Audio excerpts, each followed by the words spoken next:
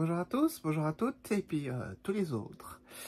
Donc, chose promise, chose due, nous allons aujourd'hui parler de la poitrine et plus exactement donc de qu'est-ce qu'on peut faire, comment ça va se passer, enfin qu'est-ce qu'on peut faire avant l'opération, j'entends. Comment ça va se passer, et les conséquences, etc., etc. Donc, on va avoir en revue tout ce qui touche de près ou de loin à la poitrine. Donc, ce coup-ci, bah, je suis toute seule, voilà. Et en l'occurrence, cela va s'adresser évidemment aux femmes trans, parce que les hommes trans, c'est un autre débat. Qui cherchent, c'est dans l'autre sens, hein. En général, ils ont une poitrine existante et ils veulent s'en débarrasser. Donc, l'opération qui les concerne, c'est la mammectomie. Avant ça, ils vont quasiment tous porter des binders. Qu'est-ce que c'est? Bah, c'est un vêtement compressif qui va compresser la poitrine pour la faire, entre guillemets, disparaître sous les vêtements. Donc ça permet de camoufler la poitrine, ce que les hommes trans cherchent à faire évidemment. Puis en général, les hommes trans s'arrêtent à la mammectomie. Voilà, ça c'est pour plein de raisons différentes. C'est pas mon domaine, donc je vais pas en parler. Et comme c'est en plus un sujet qui est spécifique aux hommes trans, j'estime que mes connaissances sont pas suffisantes pour pouvoir parler en détail de ce genre de choses. Mais voilà, donc pour les femmes trans, on va parler de AM, de augmentation mammaire. Et pour les hommes trans, ça sera la mammectomie. Voilà, donc pour les femmes trans, la poitrine va se manifester si on commence un traitement hormonal. Si vous ne prenez pas de traitement hormonal, il n'y a pas de chance que la poitrine se développe en tout cas, puisque c'est en rapport direct avec les hormones féminines, hein, les oestrogènes. Sans ça, il ne se passera rien. Donc, les personnes qui ne veulent pas prendre de traitement hormonal, non, de toute façon, pas de développement de la poitrine. Voilà. Sachez que le traitement hormonal, c'est pas parce que vous allez prendre un traitement hormonal puissant que vous allez avoir une grosse poitrine. Ça marche pas comme ça. J'en ai déjà parlé. Là, vu qu'on reprend le sujet... Ah oui, tiens, j'ai oublié de présenter. C'est Piu Piu. Voilà, et alors, pourquoi Piu Piu? Bah, c'est ma mascotte, voilà. Comme j'ai pas ma chérie avec moi, j'ai décidé de prendre une mascotte. Non, le chat qui revient. Tu peux pas venir ici, le chat. Tu viens pas, tu me laisses tranquille. Donc, j'ai une mascotte, voilà. Pourquoi des oreilles de chat? C'est pour que le regard ne soit pas fixé là en bas. Non, tu viens pas m'embêter, toi, maintenant. Je viens à peine de commencer ma vidéo, laisse-moi tranquille. J'étais tranquille. Ça fait depuis 6 heures que je suis debout. Mon chat n'est pas venu m'emmerder une fois. J'allume la caméra. En 2 minutes, elle est là. Top chrono. C'est incroyable. Elle veut être sous la rampe des projecteurs. Mais on fera une vidéo avec toi si tu veux à l'occasion. Bref, donc voilà. C'est pour ça que j'ai des oreilles de chat. C'est pas pour attirer mon chat, même si ça marche bien. Elle est en train de rôder autour pour savoir par quel côté je vais venir t'embêter. Hein. Et donc, c'est pour détourner le regard de ma poitrine. Voilà. Même si le sujet principal, c'est ça, justement. C'est justement pour... voilà. C'est pour faire contre-coup. Parce que voilà, là, j'ai exprimé quelque chose de voilà d'assez voyant. Parce qu'on va parler de ça. Donc, bon, voilà. À un moment donné, il faut montrer la marchandise, comment dire. Vous n'en verrez pas plus. Hein. De toute façon, ma chérie va checker la vidéo avant que je la valide. Donc, voilà. Coucou mon bébé, tu me regardes, je te fais des bisous, je t'aime. Donc, le traitement hormonal n'influencera pas le développement de votre poitrine. Ça va dépendre, entre autres, si vous avez les activateurs ou pas, et les hormones vont les réveiller. Donc, ce qui va déterminer, en fait, la taille de votre poitrine naturelle, j'entends, c'est vos prédispositions et les antécédents de votre famille. Alors, quand je parle des antécédents de la famille, je parle de vos parents, en l'occurrence votre mère, votre grand-mère, frères et sœurs, pas les frères, mais les sœurs, voilà. Dites-vous que vous pouvez potentiellement avoir une poitrine de la même taille que les membres féminins de votre famille. Voilà. Donc, le THS pour traitement hormonal féminisant, hein, non, bref. Le THS va déterminer le THS F, donc féminisant, voilà, il faut rajouter le F. Bref, ce traitement hormonal va agir de quelle façon? J'en ai déjà parlé quand j'ai parlé des hormones, mais je vais y revenir juste pour la partie de la poitrine. Le reste, voilà, il y a un sujet, il y a une vidéo qui est faite rien que pour ça, quelque part, qui traîne, allez la voir. Donc, pour ce qui est de la poitrine, du premier au deuxième mois, il ne se passera rien, pas grand-chose. À partir du deuxième mois, entre le premier et le deuxième, mais bon, voilà, dites-vous qu'à partir du deuxième mois, là, vous allez commencer à avoir des douleurs au niveau de la poitrine. Alors, ça va se manifester comment? Ça va être des douleurs comme des coups de jus ou comme des piqûres, mais de l'intérieur du sein, pas sur le dessus ou en dessous. Vous aurez vraiment l'impression que ça vient de dedans.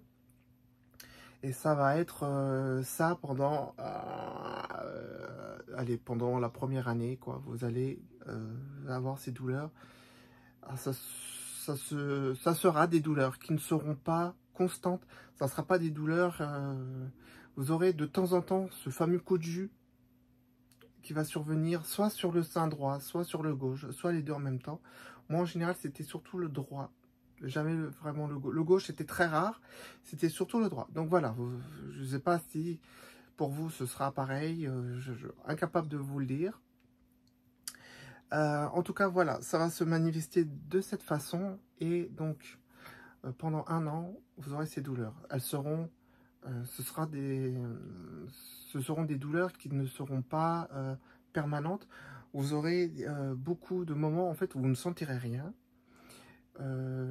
tant que vous laissez votre sein en repos. À partir du moment où vous allez toucher, vous allez un petit peu, voilà, c'est là que vous sentirez les douleurs. Donc, dès que vous allez appuyer ou toucher ou quoi que ce soit la zone des tétons, ça sera la zone la plus sensible, hein. C'est là où vous sentirez ces fameuses douleurs. Le reste du temps, si vous n'y touchez pas, il ne se passera rien. Donc du coup, le problème qui va se poser à vous très rapidement, c'est les escaliers. Voilà, c'est là où vous allez un petit peu galérer. Parce que les escaliers, le fait est que quand vous descendez ou marchez ou montez des marches, ben, ça va, ding, ding, ding, ding, vous voyez ce que je veux dire? Et c'est là que vous aurez éventuellement des douleurs. Alors, moi, ce que je faisais, bah, c'était ça. On tient. Alors, faut pas appuyer, parce que, encore une fois, si on appuie, on douille. Mais juste poser sur la poitrine, et puis moi, je descendais les escaliers comme ça. Et en général, pour les monter, c'était moins... C'est surtout les descendre, parce que c'est vraiment des tac, tac, tac. C'est là vraiment on donne des grosses, enfin où il y a des gros impacts qui se passent et c'est là où. Donc hop là, moi je faisais comme ça. Là, je peux me permettre d'appuyer. Donc là, vous avez l'impression que j'appuie, mais il faut vraiment juste la tenir délicatement et vous descendez votre escalier. Voilà. C'est comme ça que moi je faisais. Je dis pas que c'est comme ça que vous ferez, mais voilà, dites-vous bien que les escaliers, moi, c'était ça. Hein. Voilà. Sinon, c'est oui, aïe, aïe, oui, oui, oui, aïe, oui, oui.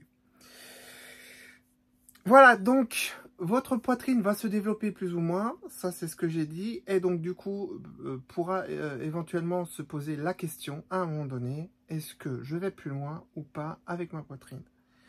Donc, avant l'opération, ça va dépendre de ce que vous voulez. Hein. Encore une fois, c'est un choix qui vous est personnel, il n'y a aucune obligation de le faire, aucune opération.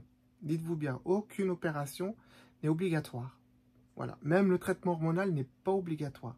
Vous pouvez vous présenter devant un tribunal, vous proclamer en tant que femme trans et obtenir votre changement de sexe sans avoir eu à faire la moindre opération. Mais dites-vous bien que plus vous ferez un pas en avant vers votre féminisation, plus ce seront des arguments qui vous serviront pour le tribunal. Voilà. Donc, si vous suivez un traitement hormonal, si vous êtes suivi par des médecins, des psys, un endo, tout ça, je me fais miauler dessus par mon chat, elle m'engueule, quoi. Tout ça, ça a un impact. Faut pas non plus dire que ça ne change rien. Ça change quand même l'impression que vous donnez. Vous donnez vraiment l'impression de vous être engagé dans votre transformation, dans vos changements. Et ça, c'est des petits plus à chaque fois qui sont pris en compte. Mais encore une fois, c'est facultatif. Alors, pour votre petite information, avant de me faire opérer, sur les vidéos que je faisais, de temps en temps, quand vous voyez un joli décolleté, ben, j'utilisais des prothèses externes. Et je les ai utilisées pendant un temps. Alors, comment ça se présente? C'est des boîtes de ce genre. Voilà. Donc là, il y a un autocollant Shine dessus, parce que c'est là où j'achète mes fringues. Voilà, la polémique du faut pas acheter là-bas ou pas, ça c'est une autre histoire. Je ne rentrerai pas dans ce débat, chacun fait comme il veut, chacun fait comme il peut. Et moi, en l'occurrence, vu ma taille, je ne trouve pas en magasin. Donc c'est même pas une question de est-ce que je veux acheter ou pas en France ou pas, c'est je ne trouve pas. Donc la question ne se pose pas. Donc, prothèse externe, comment ça se présente? Ça se présente comme ceci, voilà. C'est littéralement une prothèse, voilà, c'est un 5 quoi. Ah, il y en a deux, hein, je vous rassure, hein, c'est vendu par paire bien sûr. Je l'ai acheté ça sur Amazon. Et ça, comment ça se passe? Eh ben, vous le glissez dans votre brassière. Moi je porte des brassières en l'occurrence pour l'instant. Donc même avant l'opération je portais des brassières. Ça c'est une brassière que je portais avant l'opération. Là, elle est tendue au max. Hein. Bref, je mettais ça dans la brassière. Alors, attention, si vous le mettez droit, ça... Quand je dis vous le mettez droit, je veux dire vous le mettez comme ça, droit devant vous. Ça ne rendra pas super bien si vous voulez montrer un décolleté. Ça peut être éventuellement une solution si vous portez des pulls ou des trucs comme ça, machin. Par contre, si vous voulez mettre un petit décolleté comme il y a sur mes premières vidéos, par exemple, ou lorsque vous avez l'impression que j'ai une grosse poitrine sur les premières vidéos, bah en fait c'était ça.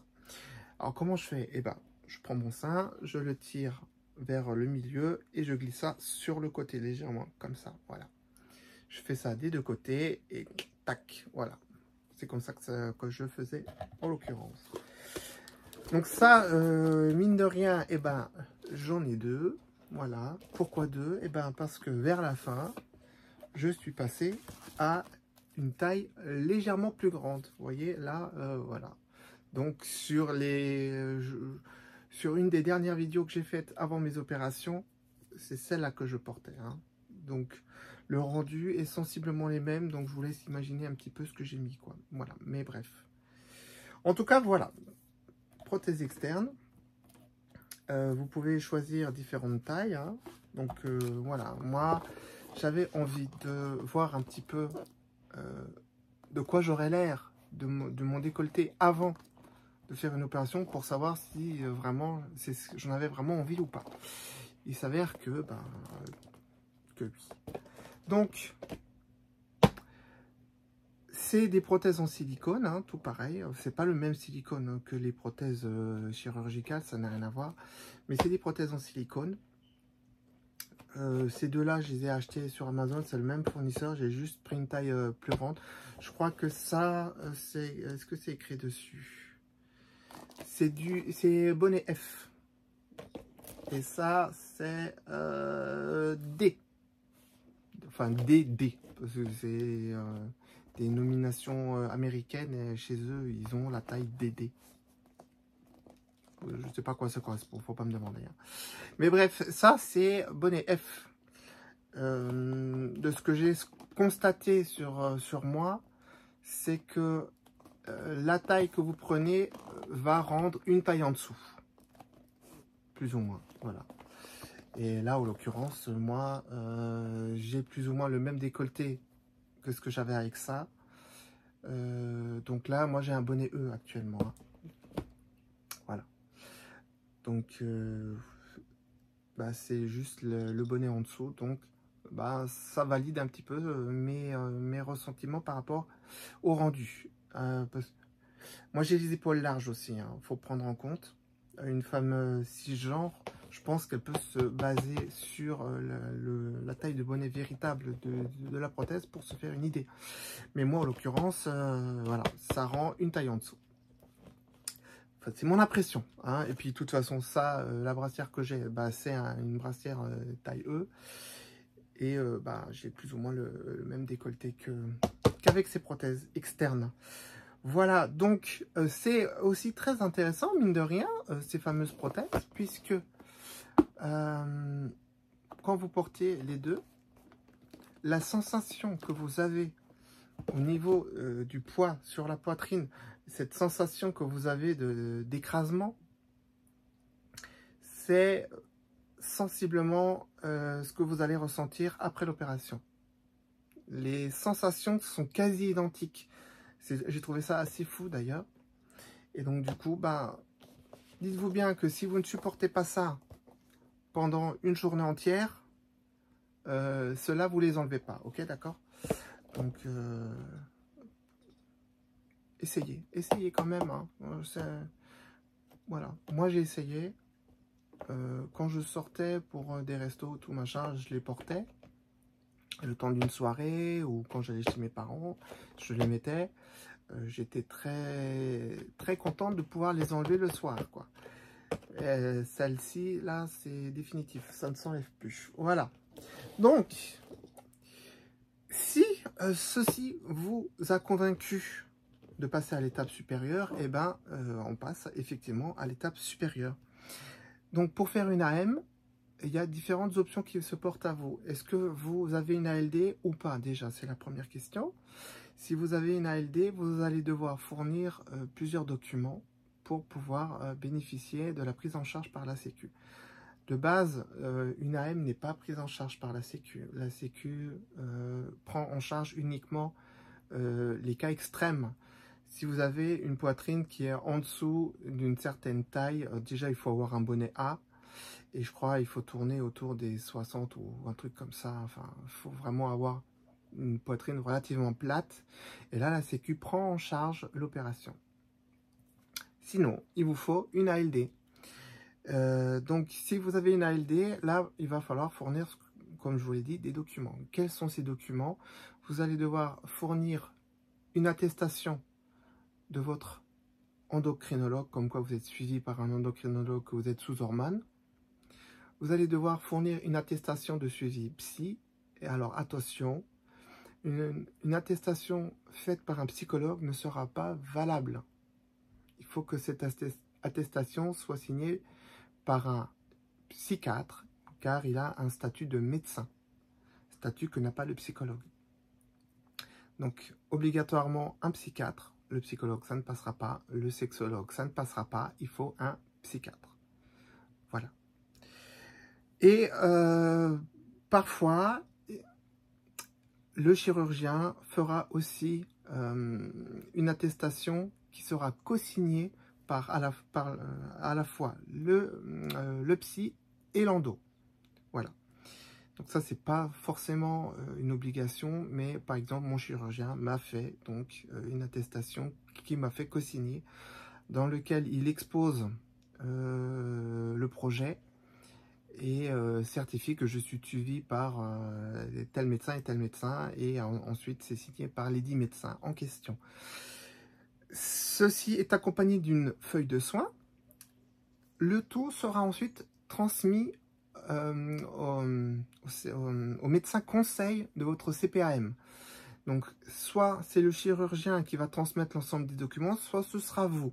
Quoi qu'il en soit, vous recevrez une réponse de la Sécu au bout d'environ un mois pour donner leur avis. Cet avis sera soit positif, soit négatif. S'il est négatif, vous recevrez un courrier à la maison pour vous dire que l'avis est négatif, et ils vous donneront le motif. Vous aurez ensuite un certain délai pour pouvoir contester et éventuellement fournir les documents s'il manque des documents, ou prouver ou apporter des preuves ou des éléments nouveaux qui permettraient de revoir la réponse de la Sécu pour éventuellement passer d'un refus à une acceptation. Une fois que le dossier est accepté, que tout va bien, ben voilà, on passe à l'étape suivante. Sachez que même si la Sécu refuse, ça ne vous empêche pas de pouvoir faire une AM, c'est juste qu'il n'y aura pas de prise en charge. La prise en charge permet, entre autres, d'avoir un arrêt de travail. C'est pas négligeable parce qu'il y a un temps de récupération qui peut être très conséquent. Et si vous n'avez pas donc de prise en charge par la Sécu, vous n'aurez pas d'arrêt de travail. Il faudra poser des congés. La différence, elle est là aussi. Voilà, donc pour les congés d'ailleurs, il faudra minimum une semaine. Ça peut être plus. En l'occurrence, moi, j'ai quand même eu quasi un mois d'arrêt, voire un mois. J'ai eu 3 semaines et j'ai été renouvelé de 2 semaines. Ou 3, je sais plus. Bref, en tout cas, voilà, j'ai eu un mois d'arrêt. Et c'était pas trop. Vous pouvez me croire sur parole.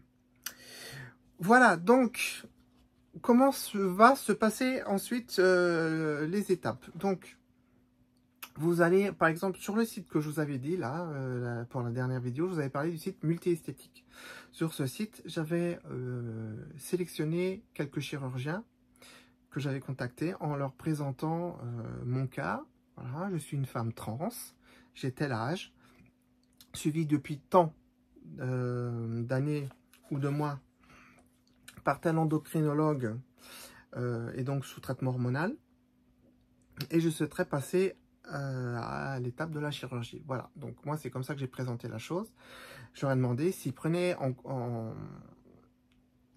ils savaient opérer les personnes comme moi. Donc, vaut mieux prendre de préférence un chirurgien qui a déjà opéré des femmes trans. Hein, c'est quand même un choix qui est plus judicieux parce que du coup, il a l'habitude de l'anatomie d'une femme trans et donc c'est les différences et ce qu'il faut faire et ne pas faire. Ou alors, vous prenez vraiment un chirurgien qui a une très bonne répute. Hein. Donc, vous allez avoir un premier rendez-vous. Moi, ce que je vous conseille, c'est de voir plusieurs chirurgiens pour avoir des avis différents. Donc, le premier rendez-vous avec votre chir, ça sera un rendez-vous dans lequel vous allez exposer vos souhaits, où il va du coup regarder votre morphologie. Il va éventuellement vous faire une simulation 3D. C'est pas forcément obligatoire, mais voilà, le mien en a fait une. L'autre que j'avais vu n'en avait pas fait. En tout cas, voilà, c'est pas une obligation, c'est pas systématique, mais ça se fait.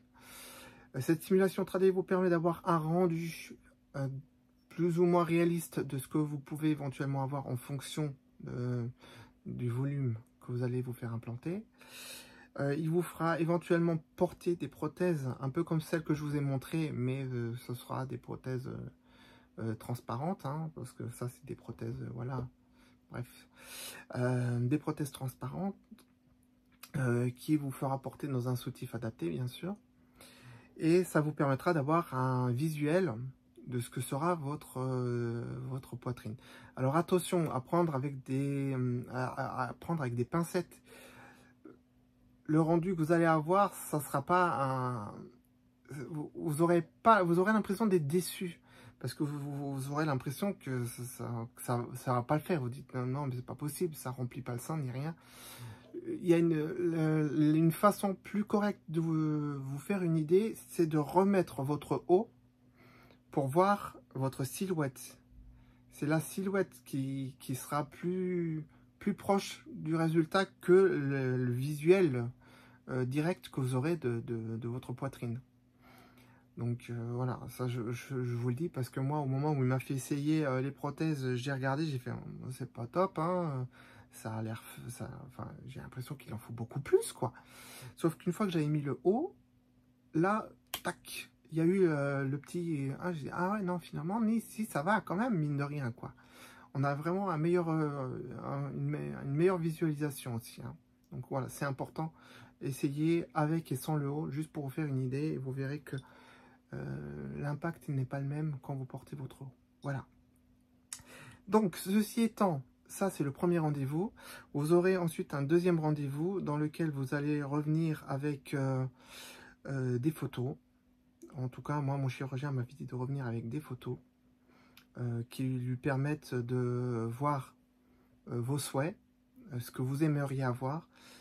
Et éventuellement, vous aurez éventuellement un troisième rendez-vous juste avant l'opération. Vous pouvez avoir que 2 rendez-vous, voire, bah, effectivement, j'en ai eu 3.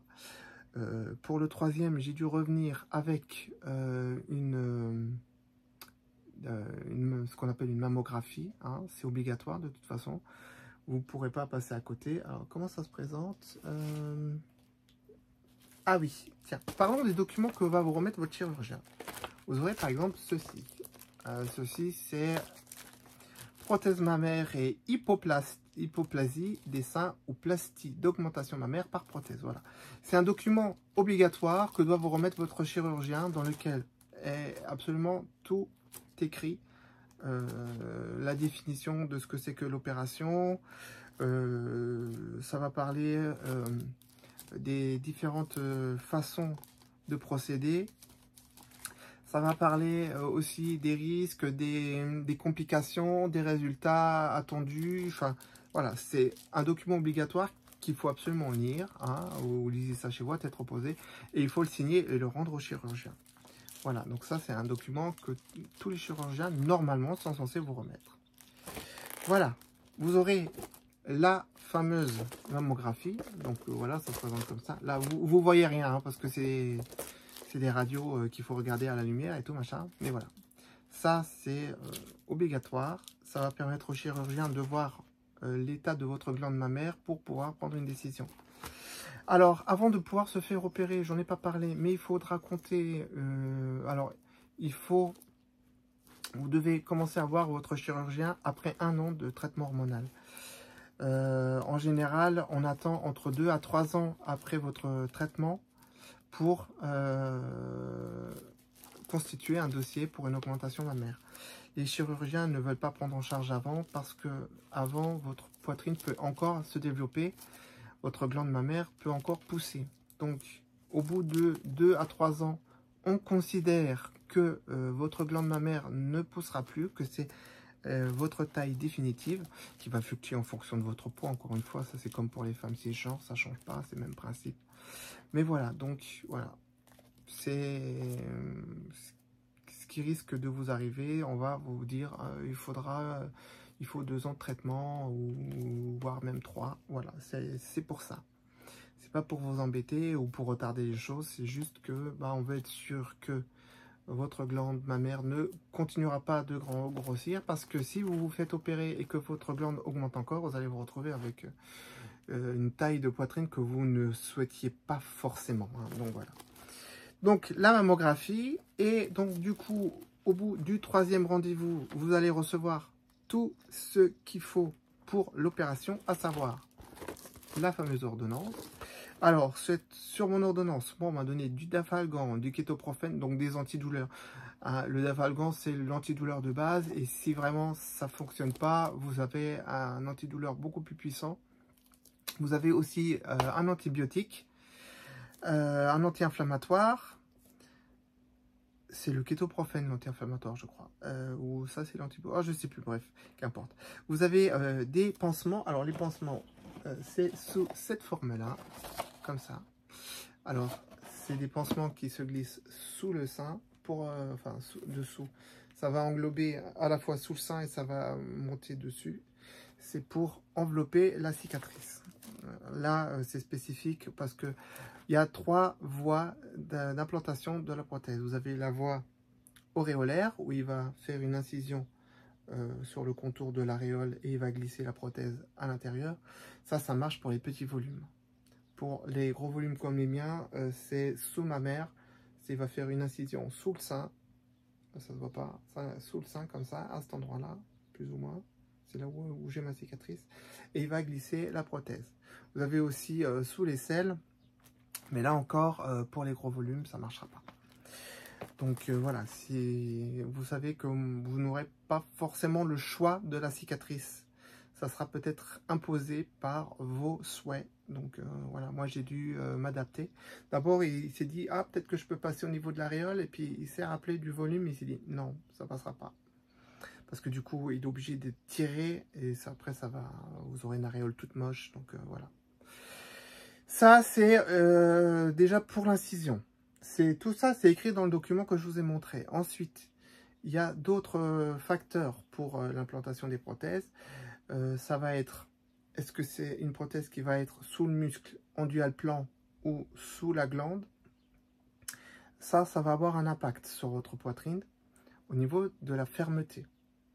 Si l'implant sera posé sous le muscle, ça c'est si par exemple vous avez une poitrine beaucoup trop petite, où il n'y a pas assez de matière pour mettre sous la glande, il va le glisser sous le muscle, l'implant, et le résultat sera que vous aurez une poitrine beaucoup plus ferme, beaucoup moins souple, du coup avec un rendu beaucoup moins naturel que s'il le met directement sous la glande. Donc moi, en l'occurrence, il me l'a mis sous la glande. Vous pouvez aussi avoir le dual plan, c'est moitié-moitié. C'est sous le muscle et en même temps dessus, c'est moitié-moitié. Et il y a aussi d'autres chirurgiens qui, eux, prélèvent de la graisse et injectent de la graisse en plus pour que ça change un petit peu au niveau du toucher, pour avoir un toucher plus naturel. Voilà, donc chaque chirurgien a sa technique. Donc en l'occurrence, moi je vous l'ai dit, il m'a fait une cicatrice sous ma mère et il m'a posé des implants sous la glande. Ce qui fait que du coup, j'ai la poitrine qui est plus souple, au toucher qui est aussi plus naturel. Parce que c'était un de mes souhaits. Je lui ai dit que je voulais un rendu, je veux déjà une poitrine généreuse, hein, je veux quelque chose voilà. Et en même temps, je veux quand même un rendu naturel. Donc, il a exaucé mes souhaits. Donc, si vous voulez tout savoir, et vous voulez tout savoir, j'en suis sûr, j'ai des prothèses Motiva Ergonomics de 775 cc. cc, c'est le terme médical, ça veut dire centimètres cubes. C'est pas réservé aux motos, hein, comme d'autres pourraient le croire. cc, c'est le terme médical juste pour parler du volume de votre poitrine. Donc voilà, j'ai 775 cc. En moyenne, en France, les femmes cisgenres, c'est entre 250 et 350 environ. Hein, ça a une louche près, ok, d'accord? Voilà, c'est la moyenne française. En sachant qu'il y en a qui vont mettre peut-être moins et d'autres beaucoup plus. Là, en l'occurrence, moi, je suis beaucoup plus haut. Voilà, donc, la fameuse ordonnance. Je vous ai montré les pansements. Un autre truc qui vous sera prescrit, c'est ceci. Ce sont des bas de compression pour éviter les thromboses post-opératoires. Donc ces bas seront apportés le jour de l'opération, hein. Avant de vous emmener au bloc opératoire, il faudra les mettre. Et vous allez devoir porter ça pendant environ une semaine post-op. Ça va être votre pire cauchemar. Parce que, ça dépend. Moi, je l'ai fait en début d'été. Je vous laisse un petit peu imaginer, hein. Bref, et surtout, c'est extrêmement galère à enfiler. Donc, voilà, vous aurez ça. Vous aurez également ceci. Alors, je ne sais pas où je l'ai mis. Piu Piu. Tu sais où j'ai mis mon... J'avais préparé. Je ne sais pas où je l'ai posé. Je vais vous montrer à quoi ressemble la brassière. Mais... t'es pas assis... Non, t'es pas assis dessus, Piu Piu. Bon. Bah écoutez, je l'avais sous la main. Je l'avais préparé pour vous la montrer, la brassière. Mais qu'importe. Donc, une brassière. Bon, moi, j'ai celle-là, en l'occurrence, d'accord? C'est un vêtement compressif que vous devrez avoir avec vous. Vous ne devrez pas la porter parce que le jour de l'opération, vous êtes à poil, hein, d'accord? Par contre, il faut l'avoir avec vous lorsqu'on vous emmène au bloc. Alors en général, la plupart du temps, ce sera l'infirmière qui va le récupérer et qui le mettra à disposition du chirurgien. Donc normalement, vous n'aurez pas besoin d'y penser. Mais voilà, ça c'est obligatoire. Et par exemple, en ce qui me concerne, j'ai eu un bon de commande qui permet du coup de commander sur un site spécialisé le vêtement qui vous est ensuite envoyé par la poste. Voilà. Et tout ça, c'est à avoir avant le jour de l'opération. Sachez que moi, quand je me suis pointé à mon 3e rendez-vous, que je suis allé voir la secrétaire du chirurgien pour prendre le rendez-vous de l'opération, j'ai dit naïvement, donnez-moi la première date que vous avez. En me disant, de toute façon, c'est minimum 3 semaines, voire 6 semaines. Je crois, on m'avait dit un délai de 6 semaines pour l'opération. Elle m'a dit, ok, bah, je vous donne le premier rendez-vous que j'ai, c'est la semaine prochaine. J'ai fait, ah, d'accord. Donc, en une semaine, j'ai dû me procurer tous les médicaments, toute mon ordonnance. Les bas compressifs, ça a été commandé, je les ai eu, je crois, 2 ou 3 jours avant l'opération. Et ça, je l'ai eu 2 jours avant. Donc, je me suis bien chié dessus en me disant, oulala. Autre chose que vous devrez avoir, c'est ceci. Alors, je ne sais pas si... Voilà. C'est une crème Cicaplast. Voilà, alors à quoi ça sert? Eh ben, c'est tout simplement pour la cicatrice, parce que après opération, vous devrez masser la cicatrice. Pas masser le sein, masser la cicatrice. Donc c'est pas, voilà, c'est pas très glamour, hein. Voilà, vous attendez pas à des trucs sensuels avec votre chéri ou votre chérie ou je ne sais quoi. C'est pas très intéressant, hein. C'est vraiment juste la cicatrice. Alors, cette crème-là, le focus il se fait là. Cette crème-là n'a pas d'indice. Parce que là, vous voyez, il y a le B5. Et après, vous pouvez avoir un indice. Ça, c'est mon 2e pot de crème. Le premier, il est quasi mort. C'est pour ça que j'en ai une en plus. C'est pour continuer à faire les massages.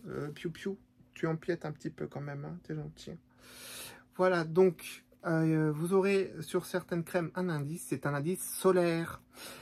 Pourquoi? Ben, c'est pas une crème qui est spécifique aux cicatrices de la poitrine, c'est une crème qui est spécifique à toutes les cicatrices. Si c'est une cicatrice qui est du coup exposée, voilà, je cherchais le mot, exposée directement au soleil, vous aurez un indice solaire. Chez moi, par exemple, sur le premier, j'avais un indice 50. Or, en ce moment, elle est en rupture de stock chez le fabricant. Donc, on m'a dit, on n'a plus l'indice, on a toute la gamme de la crème, mais pas avec indice. Sauf que moi, en l'occurrence, ma poitrine, ma cicatrice n'est pas exposée au soleil. Donc, je peux prendre la version sans indice. Il n'y a aucun problème. Donc, sachez-le, si jamais on vous prescrit un indice 50, parce que moi, c'est la première que j'avais, c'était indice 50, et que votre pharmacien vous dit, ah bah, on n'en a pas avec indice, vous pouvez quand même la prendre, c'est juste que, bah, pas de soleil. Ok? Voilà. Parlons-en d'ailleurs. On y arrive. Alors, le jour de l'opération, comment ça se passe? Vous allez être emmené soit par le taxi, soit vous trouvez quelqu'un pour vous déposer, soit vous y allez vous-même, mais pour le retour, il faudra penser à une solution. Vous vous rendrez à la clinique ou à l'hôpital, enfin, en fonction de ce que votre chirurgien vous aura pris comme établissement. Moi, en l'occurrence, j'étais dans une clinique. Donc, vous arrivez le matin, le jour de la convoque. Vous aurez la veille pris une douche à la bétadine. Le matin également, cheveux inclus, hein, c'est de la tête aux pieds à la bétadine. Youpi, tralala, cotillon. En plus, ça sent super bon, donc c'est top. Et c'était ironique. Voilà. Donc, vous aurez une super préparation à faire, un petit protocole à suivre. Il faudra éventuellement arrêter de fumer si vous fumez. Il ne faudra pas boire, machin, machin. Il faut venir à jeun. Tout ça, c'est... Voilà, c'est des petits détails, mais voilà, si vous ne respectez pas tout ça, vous serez excusé. Ah, j'ai oublié de dire un petit détail important, mais pensez aussi que vous devez voir l'anesthésiste avant de vous faire opérer. Et c'est 48 heures avant, au grand max. Après, c'est trop tard, l'opération ne se fera pas. Donc, sachez-le, vous devrez voir l'anesthésiste. Et comme moi, mon rendez-vous a été posé sur la semaine suivante, je peux vous dire que j'ai eu beaucoup de chance d'avoir mon rendez-vous avec l'anesthésiste. Elle m'a glissé dans un créneau en disant « J'ai ça qui vient de se libérer. J'ai que ça. » Et ben, j'ai eu de la chance. Voilà, donc pensez-y aussi, lorsque vous allez poser votre date avec la secrétaire, vous devez penser à ça. Voilà. Vous serez ensuite, vous ferez opérer en ambulatoire. Ambulatoire, c'est quoi? C'est vous arrivez le matin, vous rentrez le soir. Vous, du coup, n'êtes pas normalement dans une chambre individuelle, sauf si vous en faites la demande. Si vous faites la demande d'une chambre individuelle, ça sera un coût supplémentaire qui pourra éventuellement être pris en charge par votre mutuelle. Donc, vous serez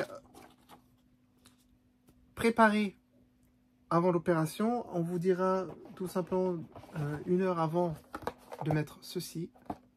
Dans le bon sens, c'est mieux. On vous dira de mettre ceci. On vous donnera éventuellement un antidouleur. On vous proposera aussi quelque chose pour votre stress si jamais vous êtes stressé. Ensuite, vous serez conduit ou pas en chambre en fonction de si vous en avez fait la demande. En l'occurrence, moi j'ai eu une chambre parce que je l'ai demandé. On vous remettra des vêtements à porter. Ce sera une charlotte. Il faudra avoir les cheveux attachés. Vous aurez une charlotte. Vous aurez une chemise, éventuellement ou pas une culotte. Moi, on n'a pas donné, par exemple, des chaussettes. Et vous mettrez aussi les bas, du coup. Voilà, ça, c'est ce qu'on vous donnera pour vous préparer. Ensuite, vous attendez qu'on vienne vous chercher. On vous emmènera ensuite au bloc opératoire. Et là, voilà, il y a tout ce qui va se passer et que vous ne verrez pas. Alors, il y a une dernière chose que vous allez voir, c'est le chirurgien rentré dans le bloc, va vous mettre debout, va dessiner sur vous des petits trucs que vous ne verrez pas, avec un crayon, je ne sais pas, un feutre, enfin un truc, quoi. Il va dessiner sur vous, et ça va servir pour l'opération. Hein. Donc voilà, moi, faut pas me demander qu'est-ce qui détermine ou quoi les traits, machin, j'en n'en sais rien, je n'y connais rien, mais voilà. Il va faire des petits dessins sur vous, vous serez toute nue devant tout le monde. Voilà. Ensuite, on vous remet sur le lit. Et là, c'est parti. L'anesthésiste arrive, il vous endort. C'est très désagréable d'ailleurs, hein, parce que vous avez l'impression de vous étouffer en fait. Et boum, fini, rideau, c'est terminé. Lorsque vous allez vous réveiller, vous vous réveillerez avec ceci sur vous. Alors, vous me demandez pas comment ils ont réussi à me le foutre sur moi. Je n'en ai aucune fichue idée. Mais ils y sont arrivés. Chapeau, hein, parce que vous êtes un poids mort au moment où vous dormez. Vous ne les aidez pas, hein, vous ne tenez pas, machin. C'est à eux de vous soulever et de mettre le soutif de compression. Vous aurez également un bandage autour de la poitrine. Vous aurez en gros un bandage autour de la poitrine, puis ça posé dessus. Et voilà, vous êtes en salle de réveil. On attend que vous vous réveillez. On prend votre tension. Une fois que tout est bon, tac, on vous renvoie en chambre, si vous avez une chambre. Et là, on vient reprendre votre tension 1 ou 2 fois. On vérifie que tout va bien. Logiquement, votre chirurgien est censé passer pour vous faire un compte-rendu. Le mien m'avait oublié parce qu'il était persuadé que je dormirais sur place. Alors que c'est de l'ambulatoire, du coup, il m'a pas vu, mais il n'est pas venu. Du coup, j'ai attendu. Il faut savoir qu'il y a des heures de sortie. Au-delà, si on les dépasse, vous ne sortez plus. Donc moi, on est venu me voir, on me dit, d'ici une demi-heure, normalement, on n'a plus le droit de vous laisser sortir. On a appelé votre chirurgien, il vous a oublié. Il pensait que vous restiez là ce soir. Donc, il vous a dit de venir dans son cabinet pour qu'il puisse vous voir. Donc, j'ai dû aller au cabinet de mon chirurgien. Et croyez-moi que lorsque vous allez vous lever, ça va être une horreur. Dites-vous bien que si jamais vous vous faites poser l'implant sous le muscle, vous allez douiller. L'opération qui fait la moins mal, c'est celle qui est sous la glande mammaire. C'est celle où vous aurez moins de complications post-opératoires et celle où vous allez récupérer beaucoup plus vite. Mais sauf que moi, j'avais fait poser un gros volume, donc j'ai quand même douillé sa maman. Donc, vous allez marcher, mais d'une vitesse phénoménale. C'est purement ironique, hein. Vous allez avancer tout doucement et ça va vous faire bizarre. La position allongée, c'est encore celle qui fait le moins mal. dès que vous allez vous redresser, vous allez sentir les implants tomber dans le sein. Littéralement, vous allez les sentir bouger. Vous allez sentir la prothèse basculer. Elle va passer d'une position où elle est écrasée à une position où elle va se mettre légèrement arrondie en forme de goutte. Et ça, vous allez le sentir. Vous allez sentir un poids qui va bouger, ça va bouffe. Et là, vous aurez cette sensation que je vous ai décrite avec l'implant externe. Vous aurez vraiment une sensation d'écrasement, que quelque chose vous appuie sur le corps, dans le corps, et vous ne pourrez pas l'enlever. Vous aurez envie de l'enlever, mais vous ne pourrez pas l'enlever. Et vous allez vous dire, putain, ça va être ça tout le temps? Non, vous n'aurez pas ça tout le temps. Bref, voilà. Donc, pendant une semaine minimum, vous serez en PLS et vous ne bougerez pas de votre lit. Votre meilleur ami va devenir ceci. C'est un coussin triangulaire que vous pouvez adapter en fonction des besoins. Hein, que vous pouvez incliner plus ou moins. Là, c'est très incliné. Oh, comme ça se voit mieux. Là, c'est très incliné. Vous pouvez, voilà, tac, faire une mini inclinaison. Ça, c'est pour les jambes, si jamais pour les jambes. Bref, voilà. Ceci va devenir votre meilleur ami pour dormir. Et oui, car vous allez dormir sur le dos. Exit de dormir sur le ventre. Et non plus sur le côté. Voilà, ça sera sur le dos, légèrement surélevé avec ceci. Et ça sera la seule position que vous allez adopter pendant un mois. Voilà, au bout d'un mois, on vous laissera redormir sur le côté, mais pas sur le ventre. Pendant un mois, la brassière que je vous ai montrée, celle-ci, c'est matin, midi et soir, à toute heure de la journée et de la nuit, on ne l'enlève pas. Le seul moment où vous pouvez l'enlever, c'est pour la laver. Et pendant ce temps-là, vous ne bougez pas. Alors, ça veut dire aussi pas de galipette, pas de tripotage, pas de masse, rien, on n'y touche pas. On leur fout une paix royale au sein, on n'y touche pas. De toute façon, vous aurez tellement mal que vous n'y toucherez pas. Voilà, donc pendant un mois, c'est ça. Au bout d'un mois, vous pouvez enlever votre brassière en journée. Donc là, j'en suis à 2 mois. Hein. Donc moi, je peux enlever la brassière en journée. Je la porte encore la nuit pour dormir. Mais voilà, c'est comme ça. Pendant le premier mois, c'est jour et nuit. Deuxième mois, c'est que la nuit. Et après, c'est votre chirurgien qui vous dira si oui ou non, vous pouvez l'enlever. S'il ne vous dit rien, demandez-lui. Ne faites aucune décision, ne prenez aucune décision sans avoir demandé d'abord à votre chirurgien. J'ai demandé l'autorisation pour dormir sur le côté et pour prendre des bains. Pendant plus d'un mois, c'est douche, douche, douche, douche, rien d'autre. Pendant un mois, c'est changement, dépensement tous les 2 jours par une infirmière. C'est pas vous qui le faites, c'est une infirmière. On ne gratte pas une cicatrice, surtout pas, très dangereux. Et si jamais l'infirmière pense que vous avez quelque chose qui se développe sur la cicatrice et qu'elle vous demande si elle a le droit de gratter ou pas, on ne gratte pas, on ne touche à rien. Vous demandez systématiquement à votre chirurgien son avis, avec photo à l'appui si nécessaire. Mais vous ne faites rien, et j'insiste très lourdement, sans l'avis du chirurgien. Voilà, moi, mon infirmière, à un moment donné, elle avait des doutes. Elle s'est dit, est-ce que je peux faire ça ou pas? J'ai dit, écoutez, j'en sais rien, je vais demander à mon chirurgien et je vous le dis ensuite. Et à chaque fois, le chirurgien m'a dit, ah, non, non, ça, il faut pas faire, ça, il faut pas faire. C'est bien que vous l'ayez pas fait, il faut pas faire. Alors, si jamais vous grattez, si jamais vous... Voilà, qu'est-ce qui peut éventuellement se passer? C'est que si vous ouvrez une voie infectieuse dans votre corps et que l'infection touche la prothèse, c'est foutu. Vous dégagez la prothèse. Vous devez complètement l'enlever. Donc, c'est pour ça, on rigole pas là-dessus. On ne gratte pas, on ne frotte pas, rien. Hein, d'accord? C'est très sérieux. Voilà. Donc, votre chirurgien vous donnera des rendez-vous. Moi, j'en avais un toutes les semaines avec les infirmières pour faire le changement, un des changements des pansements qui est fait par l'infirmière le reste de la semaine. Et ça leur permettait de me refaire les pansements et en même temps de faire un check sur l'évolution. Au bout d'un mois, enfin pas au bout d'un mois, mais un petit peu avant, je crois au bout d'une semaine, voire 2 semaines, on vous enlève les fils. Ensuite, vous avez éventuellement, au bout de 3 semaines, vous pouvez vous faire un petit coup de laser sur la cicatrice. Moi, ils n'ont pas pu. Il faut savoir qu'il y a un intervalle pour pouvoir faire ça. Si avant cet intervalle, ça ne sert à rien, et après, c'est trop tard. Et moi, j'ai mis beaucoup de temps à cicatriser. On est sorti du délai, donc j'ai pas eu ce petit coup de pouce au niveau du laser.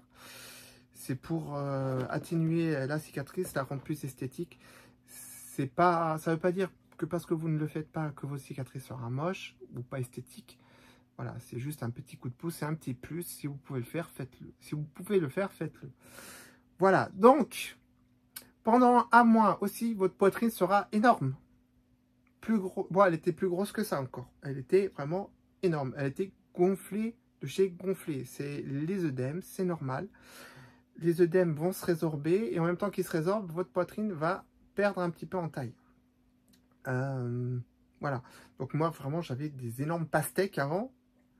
Là, vous voyez, déjà, comme ça, je trouve que c'est plus que suffisant. Je vous laisse imaginer ce que j'avais avant, pendant que j'avais les œdèmes. Donc, voilà. Et votre poitrine sera figée, elle sera immobile, elle ne bougera pas. Vous allez vous dire, mais c'est moche, c'est affreux. En plus, vous allez avoir un gros T40 les seins, comme ça, même pire que ça, j'arrive pas à le reproduire, vous voyez. Vous n'aurez pas les seins qui comme ça, comme ils sont là, qui se touchent l'un l'autre, finalement. Vous voyez, ce que toutes les femmes, finalement, cherchent un petit peu à avoir comme décolleté. Hein, les femmes, en général, n'aiment pas avoir des seins écartés comme ça, c'est moche. Ce qu'elles veulent, c'est vraiment une poitrine un petit peu arrondie au niveau du décolleté, mais surtout qui se touche. Et pour ça, eh ben, il faut attendre les cocottes. Alors au début, vous allez vous dire, ah non, mais c'est pas... ah non, ah... Bon, la taille, bon, ça va, quoi. Voire même, c'est trop gros par rapport à ce que je voulais. Ça, déjà, c'est normal. Mais en plus de ça, vous allez vous dire, ah non, mais en plus, ils sont même pas... Ils se touchent pas, ils sont écartés, c'est affreux, c'est horrible. C'est pas du tout ce que je voulais. Les filles, ça vient. Ça vient, faut laisser le temps. Vous allez vous rendre compte, les 2 premières semaines, il ne se passera rien, ça bougera pas, machin. Enfin, après, ça dépend du volume que vous allez vous faire mettre, encore une fois. Hein, mais si, voilà... Si vous faites quelque chose un petit peu dans le même style que moi, ben, vous allez vous rendre compte au bout de 2 à 3 semaines que les seins vont commencer à s'assouplir. Et donc du coup, les prothèses vont un petit peu descendre, vont prendre leur place. Alors vous allez peut-être avoir un écart visuel au niveau de l'esthétique. Vous allez peut-être avoir un sein qui est légèrement plus bas que l'autre. Un sein qui va être légèrement plus arrondi, voire qui aura une forme un peu bizarre. Qui sera projeté plus en avant que l'autre. Ça, je n'en ai pas parlé, mais les implants ont aussi ce qu'on appelle une projection. Alors, il y a projection basse, moyenne, haute, très haute. Moi, les ergonomiques qu'on m'a mis, c'est des full. Ça, c'est la projection, c'est-à-dire la projection qu'il va avoir en avant et le décolleté que ça va donner. Si c'est une projection basse, vous allez avoir un décolleté moyen, voire très modéré. Vous n'aurez pas un gros impact au niveau du décolleté. Et si vous passez sur un profil qui sera haut, voire très haut, là, vous aurez vraiment un décolleté très généreux. Donc moi, j'ai une projection full, ça correspond à une projection haute. Il y a éventuellement très haute. Donc là, par contre, vous avez vraiment le décolleté les seins qui littéralement sortent du décolleté, quoi. Voilà, après, ça dépend si vous voulez un aspect naturel ou pas. Plus le profil est bas, plus l'aspect sera naturel. Donc voilà. Oui, donc voilà. Donc au niveau du décolleté, comment ça va se passer? Bah voilà, votre sein va se raffermir et puis vous aurez donc du coup cet aspect naturel, sein rapproché, voilà. Mais bien sûr, votre poitrine sera quand même plus ferme qu'une poitrine qui n'a pas été opérée, c'est logique. Bien sûr, l'opération de l'AM ne va pas vous enlever tous les petits désavantages liés à la vieillesse de la poitrine. Vous finirez par avoir de l'apnose également. Pour l'instant, j'en sais pas plus à ce niveau-là, puisque j'ai mon rendez-vous avec le chirurgien la semaine prochaine et je vais lui demander justement comment va vieillir cette poitrine, pour avoir une petite idée de comment, dans les années à venir, ça va évoluer. À ce moment-là, je vous ferai un petit short peut-être pour vous dire, parce que là, je suis quasiment à 1 heure de vidéo, c'est beaucoup trop. Mais là, c'est un sujet très vaste, il y a beaucoup de choses à dire. Voilà. Est-ce que j'ai oublié de vous dire quelque chose? Oui, alors, pendant les post-opératoires, bien sûr, pas de sport. Hein. Dès que vous voudrez reprendre du sport, vous demanderez à votre chirurgien avant. Vous ne faites, encore une fois, aucune décision avant que votre chirurgien vous donne le feu vert. D'accord? C'est très important. Et pas de... une fois que vous pourrez... une fois que vous pourrez enlever votre brassière la journée, vous pourrez mettre vos soutifs. Sauf que pas de soutifs avec armature. Pourquoi? Bah parce que ça risque de déformer au niveau de la cicatrice. Donc, pas d'armature. Même si vous êtes tenté de mettre un push-up ou quoi, je ne sais quoi, machin, non. Vous attendez. C'est très frustrant, hein. Je le sais, hein. Mais regardez, moi je porte une brassière et puis bon, j'ai un très beau décolleté, hein. Pas besoin d'un push-up, machin, ou des trucs à armature. Ça, c'est très esthétique aussi, hein. C'est la brassière que je porte, je l'ai achetée sur Amazon également, hein. Donc la brassière que je porte, il y a de la dentelle dessus. C'est une brassière de sport. Donc que vous pouvez porter sans haut, sans rien. C'est une brassière. Hein. Les brassières, ça se porte éventuellement. Vous n'êtes pas obligé de porter quelque chose par-dessus. C'est utilisé pour le sport. Voilà. Donc, brassière de sport. Et pas d'armature. Encore une fois. Voilà. Ça se trouve. Hein. Ça se trouve. Donc, il suffit de chercher un peu. Et puis, vous trouverez quelque chose qui vous fera plaisir. Et puis voilà. Par contre, pour le reste, il faudra attendre que votre chirurgien vous dise c'est bon, vous pouvez y aller. Voilà. Donc... ben, c'est à peu près tout. Je pense que j'ai fait le tour. C'était un sujet très vaste, hein, mais j'étais secondé par mon piou-piou qui était là pour apporter une présence autre que la mienne. Mes petites oreilles pour détourner le regard. J'espère que ça a marché. Je ne crois pas trop. J'ai aussi mon tableau là-haut pour détourner le regard. Hein. Je pense que ça marche bien quand je le fais comme ça. Hein. Qu'est-ce que vous préférez regarder? Vous préférez regarder là ou vous préférez regarder ici? Je pense qu'entre les deux, votre cœur balance, hein, peut-être. Voilà. En tout cas, c'était tout ce que j'avais à dire sur la poitrine. Je n'ai pas enfin, je vois pas ce que j'ai oublié. Sachez que oui, on va peut-être vous dire, oh, tu devrais pas le faire parce que tous les 10 ans, tu dois devoir en changer, machin. Alors, c'était vrai avant, c'est plus vrai maintenant. Pourquoi en changer avant? Parce que les implants n'avaient pas la technologie qu'on a aujourd'hui. Hein.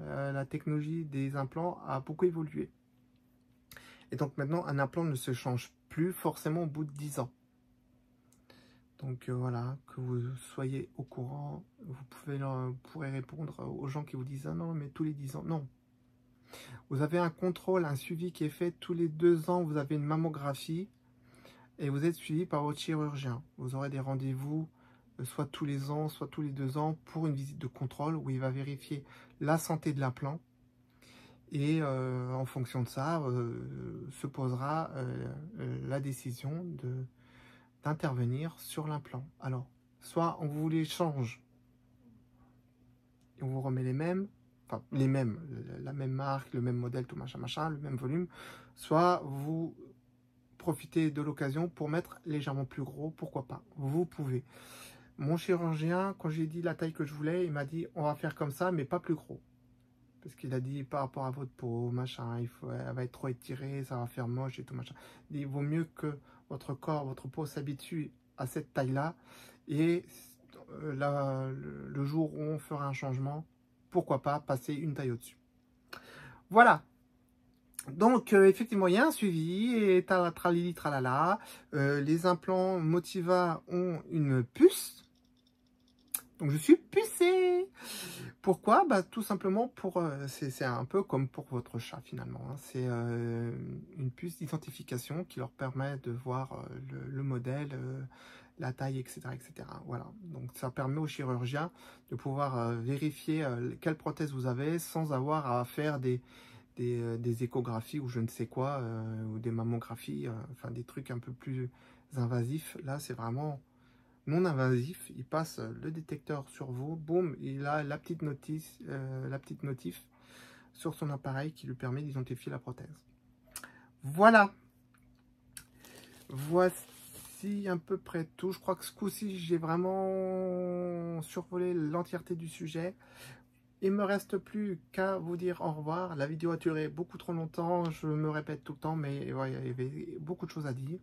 Je les ai dit. J'ai essayé de ne pas être trop rapide dans mon débit, mais voilà. J'ai essayé d'accélérer un petit peu sur la fin parce que ça commence à traîner en longueur. Moi, je vous laisse là, les cocos. Voilà, on a parlé de ça. On n'en parlera plus. Là, on a parlé de ça pendant 1 heure. J'espère que, du coup, c'est un sujet qui vous aura plu, que les femmes trans qui sont en questionnement par rapport à leur sein, leur poitrine, ont trouvé des réponses sur leurs questionnements, leurs inquiétudes. La plupart du temps, la majeure inquiétude, c'est de savoir si les seins seront écartés ou pas. Les cocottes, ça vient. Attendez entre 1 mois et 2 mois, et vous aurez ça. Voilà. Donc, pas de panique. D'accord ? Si vous avez un gros écart au début, allez-y mollo. Et si vous avez des doutes ou des questions, encore une fois, je vous l'ai déjà dit, mais je le répète parce que c'est important. Si vous posez des questions sur votre poitrine, la forme, leur apparence, l'éventuelle asymétrie que vous constatez, machin, machin, demandez à votre chirurgien, toujours, avant de reprendre une activité. Demandez à votre chirurgien. Avant de reprendre les bains, demandez à votre chirurgien. Demandez tout le temps, tout le temps, tout le temps, tout le temps, tout le temps. C'est important, voilà. Et pour les galipettes, c'est pareil. Messieurs, c'est pas des punching balls. On y va mollo, d'accord? C'est pour ça que j'aime les femmes, moi. C'est beaucoup plus doux au toucher. Bref, voilà, vous aurez compris. Donc, que j'insiste très lourdement là-dessus, c'est toujours l'avis du chirurgien systématiquement pour tout ce qui concerne votre poitrine de près ou de loin. Et tant qu'il n'a pas validé, vous ne faites pas. Tant que vous n'avez pas de réponse, vous ne choisissez pas à sa place. Même si ça prend 1 semaine pour avoir la réponse, vous téléphonez au pire. Moi, j'envoyais des mails, j'avais la réponse sous 2 jours. Donc voilà. Et photo à l'appui si nécessaire, pour qu'ils puissent vérifier, machin, sans qu'ils aient besoin de vous faire venir éventuellement pour contrôler. Voilà. Donc moi, je prenais des photos de mes cicatrices quand j'avais un doute. C'est comme ça qu'on a appris, par exemple, que j'avais un point qui avait sauté.